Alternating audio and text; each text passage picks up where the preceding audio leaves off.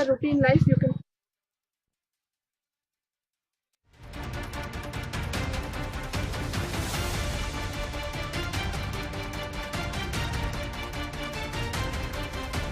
Breaking చూస్తున్నాం. పుస్తెలెమ్మైన పులస తినాలి అంటారు. మరి అలాంటి పులస గోదావరికి వరద వచ్చినా కానరాకపాయి. గోదావరి వరద నీటితో రూపాంతరం చెందే ఈ విశిష్టమైన చేప గత 15 ఏళ్లుగా ఎందుకు క్రమంగా క్షీణిస్తూ వస్తోంది? మత్స్యశాఖ జరిపిన తాజా అధ్యయనంలో ఎలాంటి సంచలన విషయాలు వెలుగులోకి వచ్చాయో తెలుసా? హిందూ పసిఫిక్ నుంచి వచ్చి గోదావరిలో ప్రాణాలు విడుస్తున్న అరుదైన మత్స్యరాజం పులసపై ఐ న్యూస్ పరిశోధనాత్మక కథనం. ఆంధ్రప్రదేశ్లోని ఉభయ గోదావరి జిల్లాల వాసులకు పులస కేవలం ఒక చేప మాత్రమే కాదు, అదొక సాంస్కృతిక బ్రాండ్, నోరూరించే పండగ. ఆషాఢం శ్రావణ మాసాలు వచ్చాయంటే చాలు గోదావరి పరివాహక ప్రాంతాల్లో ఎక్కడ చూసినా ఒకటే గుసగుసలు. ఈసారి పులస పడిందా అని. ఎర్రటి గోదావరి వరద నీటిలో ఈదుకుంటూ వచ్చే పులస రుచి కోసం లొట్టలేసుకొని మరీ ఎదురు చూస్తారు గోదావరి జిల్లాల వాసులు. కానీ ఆ తీపి జ్ఞాపకాలు ఇప్పుడు కాలగర్భంలో కలిసిపోబోతున్నాయా? ఎంతో మంది ఆవురావురమని ఎదురు చూసే పులస రాజరికం ముగిసిపోబోతుందా? గత 15 ఏళ్ల గణాంకాలను ఒక్కసారి పరిశీలిస్తే గోదావరిలో పులస ఉనికి దాదాపు నామరూపాలు లేకుండా పోతుందని మత్స్యశాఖ అధ్యయనాలు హెచ్చరిస్తున్నాయి. అసలు ఏంటి పులస ప్రత్యేకత? ఇది కేవలం గోదావరికి మాత్రమే పరిమితమైన చేప కాదు. హిందూ పసిఫిక్ మహాసముద్ర ప్రాంతాలకు చెందిన హిల్సా జాతికి చెందిన చేప ఇది. ఉప్పు నీటిలో పెరిగే ఈ చేపలు గుడ్లు పెట్టడం కోసం తీపి నీటిని వెతుక్కుంటూ వేల కిలోమీటర్లు ఈదుకుంటూ వస్తాయి. సముద్రంలో ఉన్నప్పుడు వెలసగా పిలువబడే ఈ చేప గోదావరి చల్లటి చవిటి నీటిలోకి అడుగు పెట్టగానే తన శరీరంలో రసాయనిక మార్పులు చేసుకుని పులసగా మారుతుంది. అయితే ఇంతటి విచిత్రమైన ప్రకృతి వింత ఇప్పుడు తుది దశకు చేరుకుంది.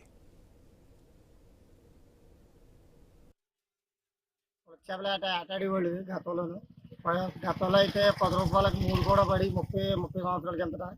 అయితే ఈనాడుకు వచ్చి 20 సంవత్సరాల నుంచి పులస అంటే పడట్లేదు. ఏంటి కారణం అని వెళ్ళి అడిగితే మొక్కడ ఉన్న వాళ్ళు అయితే దెబ్బేసేసింది అమ్మాయి పులస చేప నాడిపోయింది అని వాళ్ళు కప్పుడు పొంది ఇంకా మీ నరసాపురం నియోజకవర్గానికి పులస నడకిచ్చుకోదు అని చెప్పేసి అక్కడ పెద్దలు చెప్పడం జరిగిందండి. దాన్ని బట్టి కూడా మేము గతంలో 40-50 వేలు ఖర్చు పెట్టి పులస చేపలు చేసేవాళ్ళు.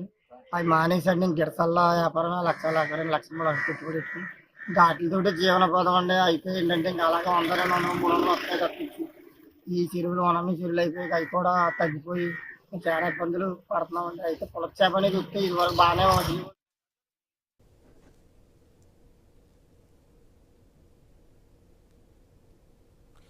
ఇంతకీ పులస ఉనికి ఇంతలా తగ్గిపోవడానికి కారణమేంటి అని మత్స్యశాఖ చేసిన సుదీర్ఘ అధ్యయనంలో షాకింగ్ విషయాలు వెలుగులోకి వచ్చాయి. గోదావరి నది హబ్ జలాలు తీవ్రంగా కలుషితం కావడం మొదటి కారణంగా తెలుస్తోంది.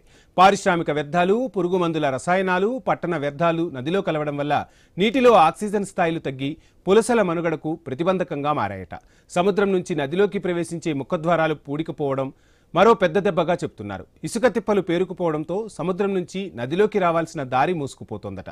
ధవళేశ్వరం బ్యారేజ్ నిర్మాణాల వల్ల పులసలు ఎగువకు వెళ్లే అవకాశం లేకుండా పోవడం కూడా మరో కారణమని మత్స్యశాఖ అసిస్టెంట్ డైరెక్టర్ రాజు అంటున్నారు.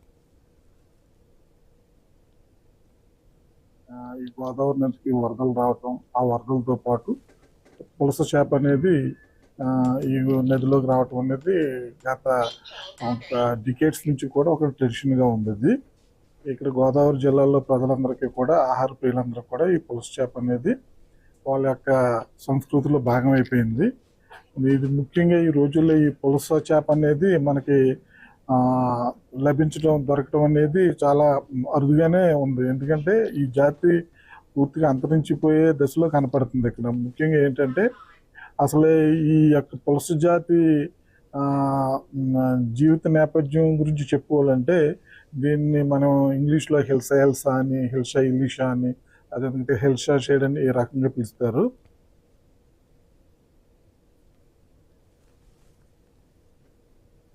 ఇక వరద సమయంలో అక్కడక్కడ మాత్రమే వలలకు చిక్కుతూ నేడు సామాన్యుడికి కాదు కదా శ్రీమంతుడికి కూడా అందనంత ఎత్తులో నిలుస్తోంది పులస. తక్షణమే మత్స్యశాఖ, ప్రభుత్వాలు స్పందించి ముఖద్వారాల పూడికతీత చర్యలు చేపట్టకపోతే రాబోయే రోజుల్లో పులస అనేది కేవలం పుస్తకాల్లో, సామెతల్లో మాత్రమే మిగిలిపోయే ప్రమాదం ఉంది. ఇక పులస మనుగడకు సంబంధించి ఫుల్ డీటెయిల్స్ మా ప్రతినిధి భార్గవ్ అందిస్తారు. భార్గవ్, ఇక తూర్పుగోదావరి జిల్లాల్లో ముఖ్యంగా పులసకు సంబంధించి పెద్ద ఎత్తున చర్చ సాగుతూ ఉంటుంది ఈ కాలంలో, వర్షాకాలంలో. పుస్తెలెమ్మైనా పులస తినాలి అంటారు. సో అది సామెతకే పరిమితమవుతుందా? అసలు ఎందుకు పులుస మనుగడ ప్రశ్నార్థకమవుతుంది?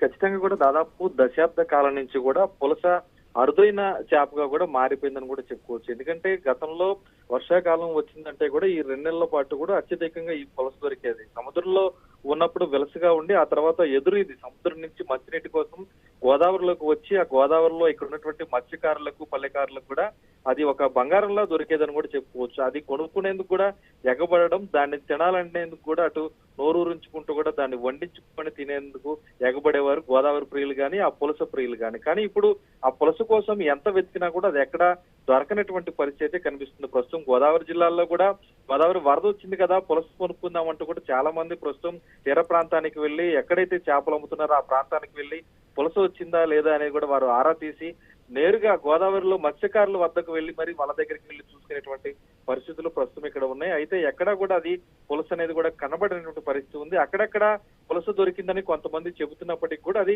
ఒరిస్సా నుంచి గోదావరిలో వచ్చినటువంటి పులసగా దాన్ని ఇరసగా పిలుస్తారు. దాన్నే పులస అనుకొని చాలా మంది కొనుక్కొని వెళ్తున్నారు. దాదాపు ఆ కేజీ 1500 నుంచి 200 రూపాయల వరకు ప్రస్తుతం విక్రయిస్తున్నటువంటి పరిస్థితులు ఆ ఒరిస్సా చేపకైతే ఉన్నాయి. అయితే వాస్తవానికి ఇక్కడ ఉన్నటువంటి హిందూ పసిఫిక్ మహాసముద్ర ప్రాంతాల నుంచి కూడా వచ్చిన గోదావరిలోకి వచ్చినటువంటి చేప మాత్రమే అది ఇలస నుంచి పులసగా మారుతుంది. ఒరిస్సా నుంచి వచ్చింది పులసగా ఉన్నంత టేస్ట్ అనేది కూడా ఇవ్వదు అనేది కూడా అటు మత్స్యశాఖకు సంబంధించినటువంటి పరిశోధకులు కానీ అటు మత్స్యశాఖ పూర్వకాలం నుంచి ఉన్నటువంటి రైతులు కానీ చెప్తున్నటువంటి పరిస్థితి ఉంది. ఈ తరుణంలో దాన్ని కనుమరుగైపోకుండా కాపాడాలంటే కనుక ఇక్కడ ఉన్నటువంటి కాలుష్యాన్ని పూర్తిగా నివారించడంతో పాటు సముద్రం నుంచి గోదావరి గర్భంకి ఉన్నటువంటి మార్గం పూడుకుపోయినటువంటి ప్రదేశాలు ఏవైతే ఉన్నాయో ఆ ముఖద్వారాల వద్ద కూడా పూడికతీత పనులు చేయాలంటూ కూడా పరిశోధకులు మత్స్యశాఖ అసిస్టెంట్ డైరెక్టర్ స్వయాన ఆయన రాజు కూడా స్పష్టం చేయడంతో దీని మీద ప్రభుత్వం చర్యలు చేపట్టాలని కూడా ఇక్కడ చేప ప్రియులందరూ కూడా కోరుతున్నారు.